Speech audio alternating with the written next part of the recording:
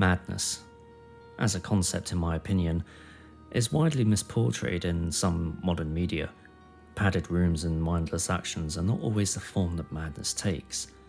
Einstein defined insanity as the repetition of the same action paired with the hope of a change in outcome. I don't disagree necessarily, but I do believe he was talking about a different kind of insanity than what I have become familiar with. I think that madness can be logical in and of itself. That is, I believe someone can be changed so deeply that their concept of what is logical no longer fits the expected societal norm. This is a type of madness that I've become familiar with over the past few years. I believe it to be far worse, far more sinister, far more dangerous. I'm an ex-military man. I've never been quite the brightest, but I can take orders and I've got good survival instincts. I joined the army right after high school, not knowing what else to do with myself. It was a temporary fix, but when I got out, I was just as lost as I was before. I ended up taking odd jobs that I figured would be close enough to the military that I'd be competent at them. Mostly, I've worked as a bodyguard for various B-list celebrities. I make a decent enough living though, and I'm not unhappy with my life. But 2 years ago, I got an email from someone I didn't recognise, a Dr. Fitz. Not the medicine type of doctor, he was an archaeologist. I looked him up, he's pretty well known and respected, the rich philanthropist type, or was, I guess. His email was pretty vague. He introduced himself and invited me out to dinner the next day. It was some fancy Italian place I never would have stepped foot in otherwise, at least not as a customer. We chatted for a bit, exchanging pleasantries and making jokes. I didn't expect him to be, but Dr. Fitz was a nice guy. He had a good head on his shoulders, something that I find to be rare amongst famous people. Admittedly, I was about 4 drinks in at this point, not drunk, but loose and comfortable.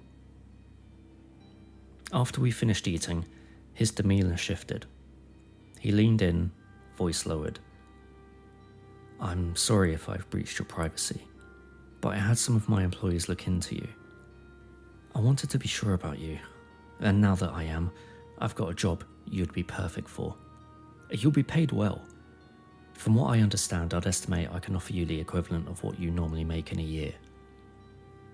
I sat silent for a little, taken aback by the change in conversation. "You ran some kind of background check on me? Why?" "Yes, like I said, I needed to be sure of you. From the sound of it, you seem like someone who can keep quiet when needed, and I need protection." "Protection from what? Aren't you an archaeologist? I thought you guys just dug up dinosaur bones. If you want me to take this job of yours, sure, but you'll need to stop being so vague." His eyes scanned the nearly empty restaurant. Just a couple of people left across from us. Apparently satisfied, he leaned in and spoke again, still hushed.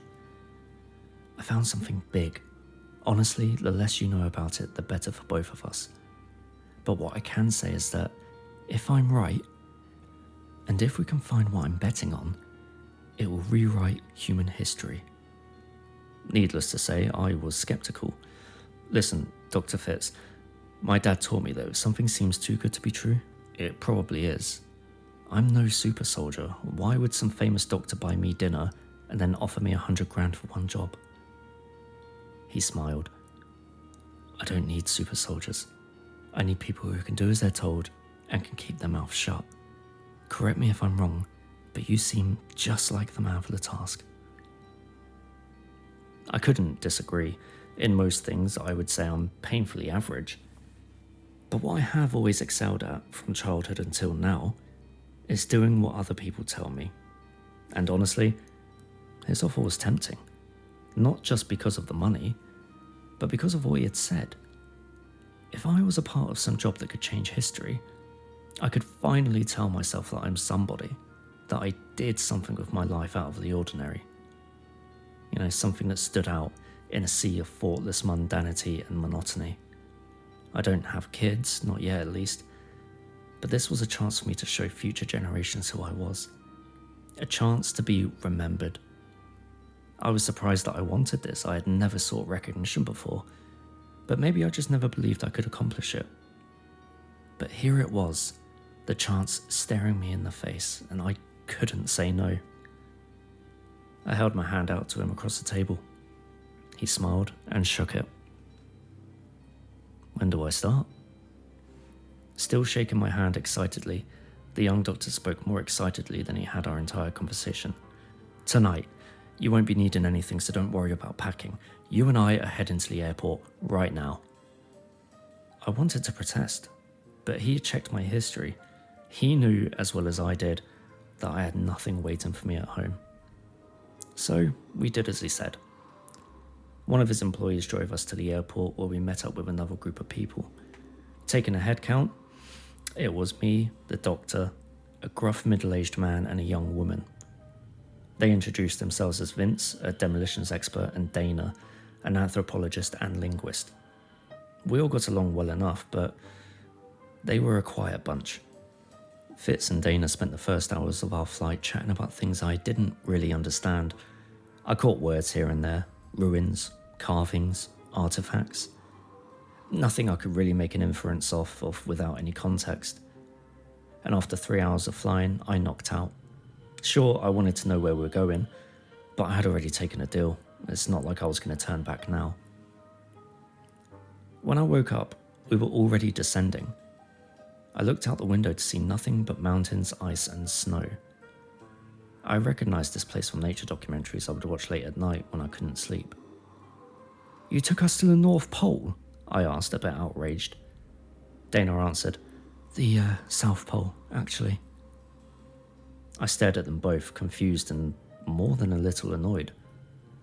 What the hell does an archaeologist want with snow and penguins? Fitz smirked, a little too pleased with himself. It's not snow or penguins we're after, it's history. I wasn't in the mood for his games. Just tell me what we're doing here. What exactly is it you're after? He exhaled slowly, like he was weighing his words. If I told you, you wouldn't believe me. But you'll see soon enough. Just be patient. Again, I was frustrated, but what was I supposed to do? Swim back? We touched down on a tiny airstrip at the base of a mountain range. The base consisted of 5 buildings that I was told we would be staying in until we were ready to depart the next day. From the sound of it, we were going up those mountains. There was no objection from me. Like I said before, doing physical labour at the behest of others is how I've made my living up till now. A hike through the snow wasn't enough to scare me off, but I wish it had been. I made myself at home in the room they assigned me, showered, ate, and then drank with Vince. He's quiet, like I said, but a few shots loosened him up slightly. Like Fitz, I thought he was a good guy. He told me he had been in the French military and that's how he got into his profession as a demolitions expert. That's really all I could get out of him. My alarm woke me up early the next morning and I got ready for our trip. I'll spare you most of the details, it's pretty much what you'd expect. The South Pole is beautiful, the same way a desert is. The vast expanse of nothing has its own charm, but at that moment, I was cold and tired, and not much else mattered to me. We hiked for most of the day, from 6 AM until 5 PM. I figured we'd make camp, but the group wasn't stopping. After we summited yet another peak, I got a view of the valley below. Dr. Fitz had been right. This was going to change human history. Below us, in a valley surrounded by these steep cliffs, was a city. It looked foreign. I didn't recognize the architecture or even the materials it seemed to be made out of. It was dark, a jewel of onyx resting on a blanket of snow. Dr. Fitz, seeing how dumbfounded I was, slapped my back and said, "Told you so." I had a million questions all at once, but I only asked 2. What is that place? Who built it? Dana, unable to contain her excitement, spoke before the doctor could. We don't know the answer to either of those questions. That's what we're here for. An artifact surfaced a few years ago, that suggested a lost civilization in the Arctic. One that may have even been from an advanced... That's enough, Dana. Sorry, Clay. The less you know about this place, the better it is for us all. All you need to know is that we're headed there for information, and you're here to keep us safe. That was the very thought that had been forming in my mind. Safe from what? I asked quietly. From rumours. I could tell by his tone that he wasn't going to elaborate. So, with a newfound caution and awe, I trudged with the group down the mountain until we made it to the city. The group had provided me with arms, a rifle and a sidearm. Along with this, Vince had a handgun and a backpack full of explosives. I felt prepared enough. Unless that abandoned city had a functioning army, we'd be just fine. Up close, the city was even more bizarre than I had thought. The walls and streets were lined with strange markings and symbols. I didn't recognize any of them, but Dana and Fitz were all over them. There was a juxtaposition that was almost funny. The two of them were like kids in a candy shop, while Vince and I were on edge and uneasy. The roads and buildings were made of the same materials. Smooth, dark obsidian and dense, weathered basalt, their cold surfaces reflecting the harsh environment around us. More than that, the city gave off this warmth that's hard for me to describe. It felt living, like the heat that comes off a person. But more than just the stones they were made of, the buildings themselves were alien to me. Tall, angular structures that made no sense. Towers trailed up to the sky only to blossom into pyramids or some other geometric shapes that defied reason. Mazes of obelisks formed a forest of stone towards the heart of the great city. Following Fitz and Dana, our group trudged cautiously through the city with silent awe. Everyone had been silent for a good while now, too in awe of our surroundings to speak. Dr. Fitz and Dana took pictures, samples, and jotted notes furiously as we went. I spoke up. We got what you guys wanted. We can turn back now, yeah? Dr. Fitz seemed almost offended. Turn back? We are at the greatest discovery in all of human history. We are not turning back until we see the end.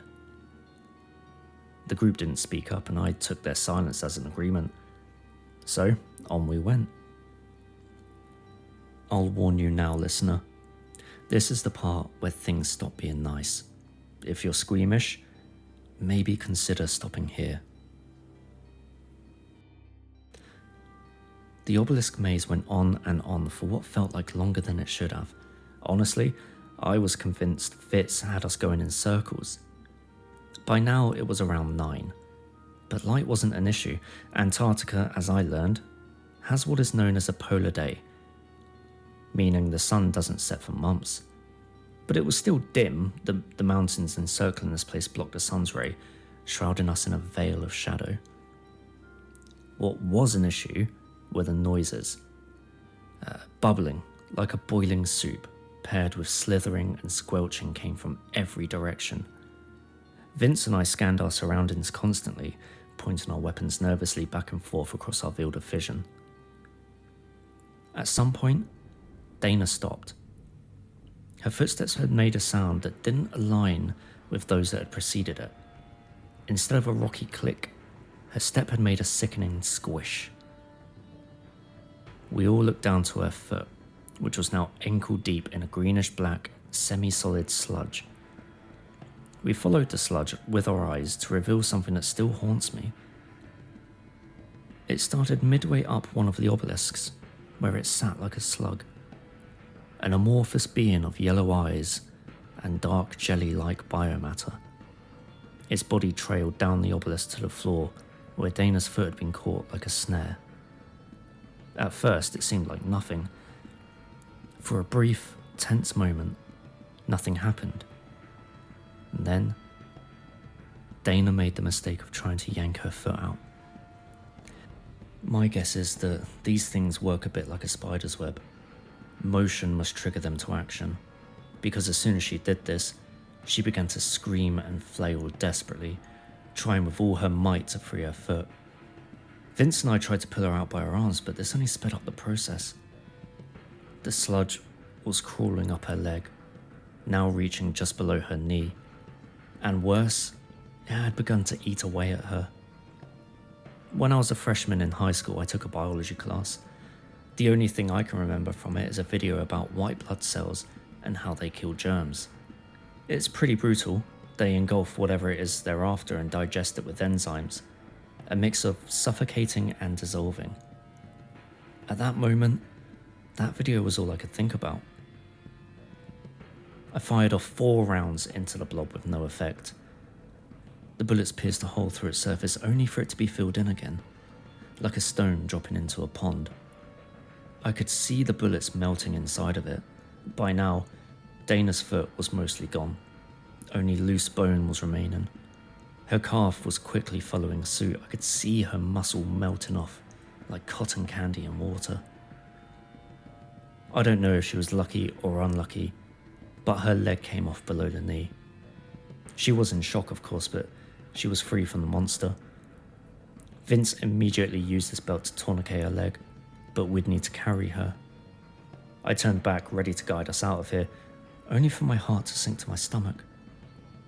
I don't know if these things could talk to each other if they just heard us screaming, but we were caged in by scores of these amorphous things.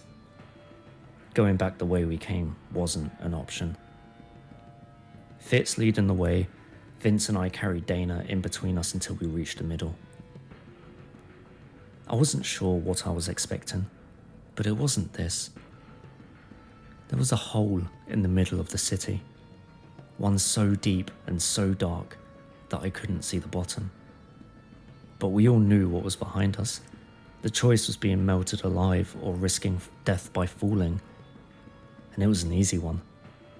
Fitz was the first to jump, but the rest of us followed suit quickly after. We fell for a long time. I'm not sure how long, but it felt like hours. I collided with the ground below with violent force. It was almost the strangest thing that had happened that day. I felt my body hit the floor with enough force to make me a pancake, but I wasn't hurt. My body, as far as I could tell, was unharmed by the fall. I got up, brushing myself off, to see Vince holding an unconscious Dana and Fitz standing dead still, looking out over our new surroundings. What the hell was that? My words died in my throat. We weren't in some dark cave. It was brighter than it had been outside that day. We stood in what I can only describe as an enormous throne room. Please don't misunderstand. When I say enormous, I mean that after what must have been miles of space was the end of the room. There, at the end of the cavernous chamber, was a throne the size of a skyscraper. It shifted and moved impossibly. It seemed like smoke or liquid the way it writhed, yet I know it was solid. It was dark, yet it exuded an unnatural light. Still, I almost didn't even notice it. Its occupant was not something I could look away from. It drew my eyes in like a black hole. To me, it took the form of a beast, 3 heads, each covered with glowing eyes of every colour, and 4 draconian wings that spread out far enough to touch the walls of the room. Its skin was covered in dark, leathery scales. Every piece of it changed constantly like the throne it was seated on. Fitz was transfixed, staring at the beast with reverence. Reflecting on it now, I've grown to understand details about the events that followed this, ones that I believe give me a deeper understanding of why this happened. Stories exist of monsters like this, of supernatural powers that are too much for a human, that merely looking at these beings can rip your sanity from you. But that isn't true. You see, you can look at them and be unharmed. I did, after all. What drives one to insanity is the understanding of it. You see, in the same way that an insect can observe a work of art, a human can observe these things. The insect has no understanding of it. It doesn't understand the love, hatred, passion, grief, or any other emotion that a work of art may portray.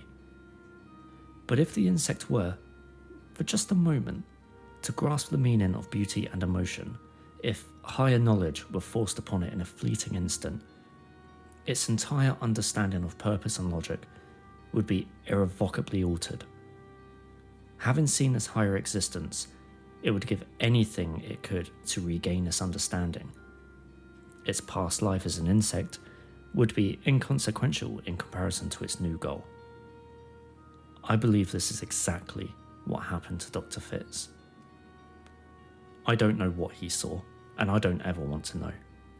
Whatever it was, it changed him. He didn't care about fame, money, or even history anymore.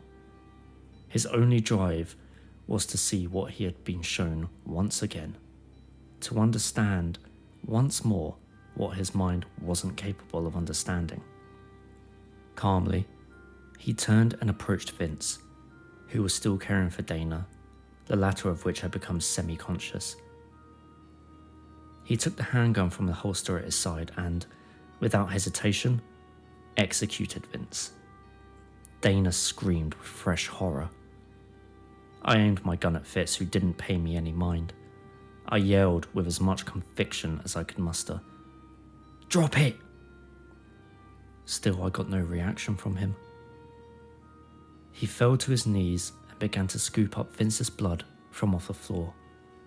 Using it, he drew symbols on his face, torso, and arms, the same symbols that decorated the city above. In a panic, Dana crawled on her back away from the doctor, kicking against the floor with her one leg. This proved to be a mistake.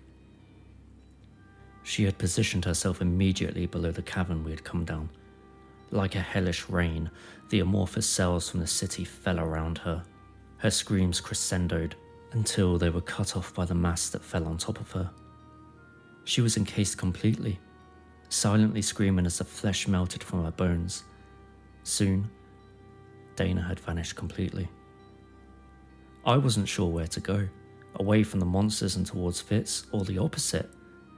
The being sitting on the throne let out a deep, earth-quaking rumble. Fitz smiled at me calmly. The creatures slithered by me, but didn't seem interested.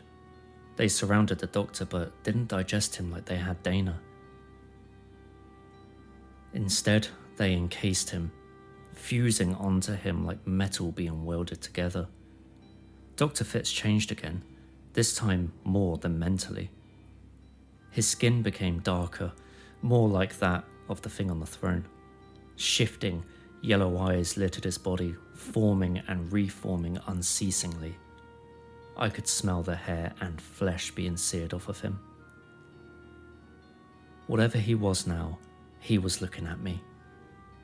He lifted his arm, pointing at me with a gnarled, shifting finger. Tendrils of black ink and bile rushed forward from his outstretched arm and pinned me to the wall by my shoulder. I cried out in pain. The force of the impact had dislocated it. The thing that was once Dr. Fitz stared me down with his body of eyes. There was hatred in them, pure, unyielding rage towards not just me, but towards our species as a whole. He was disgusted by what he once was, and he yearned to be more than human once again.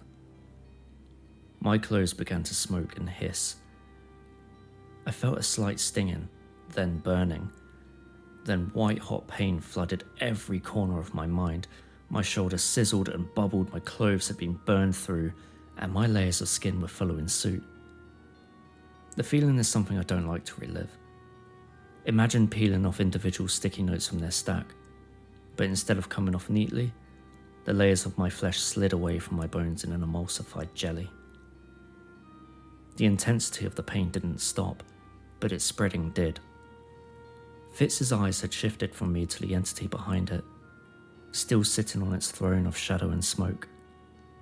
His tendrils retracted from me and I collapsed to the floor. I could see my own connective tissue struggling to hold my useless arm to my torso. Fitz's 100 eyes shifted back and forth from me to the enthroned monster. His voice bubbled out of him, a raspy wheeze burying his old voice. "Go. Tell them." I blacked out. When I came to, I was on the surface again. laying on the obsidian streets of the great city. Using the first aid kit in my bag, I did what I could to save my arm. The place once again seemed abandoned, but that gave me no comfort. After what I had seen, I knew this place only as hell on earth. I ran through the streets and out of the city. I went as quickly as I could up the mountain. Even injured, I must have halved our time from the original journey here. I didn't stop until I reached the base. I rambled to the workers about what had happened, but none of them understood or even believed me. They rushed me to a medical centre where they, like I had, did what they could with the limited supplies we had. But I would need a real hospital in the near future. In the end, the loss of the other team members was chalked up to getting lost in the mountains. I was flown back to the country the next day, where I was treated at an actual hospital. With time and some skin grafts, they were able to save it. Months went by and no one would believe my story, so I stopped telling it and life carried on. I spent a lot of nights wondering about why I had been spared, why that thing took Dr. Fitz's mind but not mine. And writing all of this down, I think I finally have an answer.